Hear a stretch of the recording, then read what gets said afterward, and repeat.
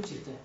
idinkii intii isla joogtay isku baahida ahaa isku danta ahaa isku dhibka ahaa ay idin wada taabanaysay caruurtiini banaanka isku tuureynayaan isla joogtaan oo aragtaan cunugii wax tuuraya la joogtaan marka hore idinku inaad mar qaadaan talaabo oo idinkoo wax talaabo qaadeen markaas isku dayay inaad istaagtaan aad dhahaan warna qabto ina dhamaystira intaan ku kici weynay taas ay horta marka hore qabaan aniga oo ay tahay marka hore in maxay ay toole aad idinku wax uun dhaqaaq ah samaysaan oo aad tiraahdaan war intaan helnay 10 kun dhahan noqotay war maanta waxaan awoodi karnaa in aan waxaan u baahanahay 10 macallin 5 macallin iyo wixii la mid ah laakiin waxaan ayaan u baahanahay baahideenu tahay laakiin waxaan awoodnaa hal laba iyo wixii la mid ah in aan baahidiisa bixino inta kale oo aynan ka maarmaynin inoo dhamaystira haddii markaasi fikirkaasi inaad la timaadaan laakiin waxa la yiraahdaa horta qofka isagu markaasi danaynaya in wax lagu taraay waa inuu marka hore isagu wax istara oo horta idinku aad marka hore fadhiga ka kacdaan nana tusisaan dhaqdhaqaaq ama dareen حتى يدنا كعي كرن اسكودي إن كعدان إن ذو خبطان هم اسكودي إن ضدك توسيسان ولا إذا كذا تسمع وحين تغير وحكون شرتي قريبها النمغان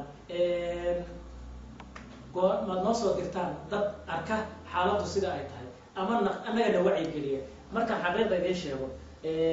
وحاج شرتو إن أنا قريبها ديودي ترى نفعنت هذا إن أمسنين مالها قارب ما كان سوق نمادنا شيكوي كان سوق كنا وحاول بدل كهذا لين يهين sidee loogu noqdaa gobolkii sidee loo tagaa sidee caruurihii loogu celiyaa waxa ogtiin idinku wax barasho la'aan ayaad ka cabanaysaan oo meesha idinku haysan laakiin mid taa ka weyn ayaa ka jirta dibadda runtii oo ah ubad la'aan oo haba wax barasho la'aade iyagiiba inay gacanteena ka sii baxayaan waxaa ka sii dheer mararka qaar inayba diin la'aan ka jirto caruurta ayba diinta kasii dhaqaajinayaan taa waxay keenaysaa inaan waxbarashada gobolka inagu idinkaga baahi badnaano in aan kusoo noqoshada inagu idinkaga baahi badnaano taasina marka aan isweydiino aan wargoormaan noqon karnaa maxaan la noqonaa sideen ku noqonaa in ay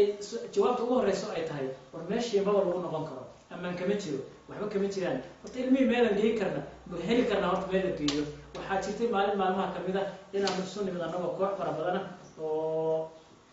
u dhalatay gobolka khaasatan magaalada Dhuusmareeb u badnaayeen intooda badan waxaan isla soo qaadnay hanaan ah sidee dadkii loogu celin karaa gobolkii waxaa la yiri markaan fikirka nuxurkiisa ugu fiicnaa wuxuu ahaa in aanu soo noqono ama inteena meelahaas joogtaan at least inuu qofkiiba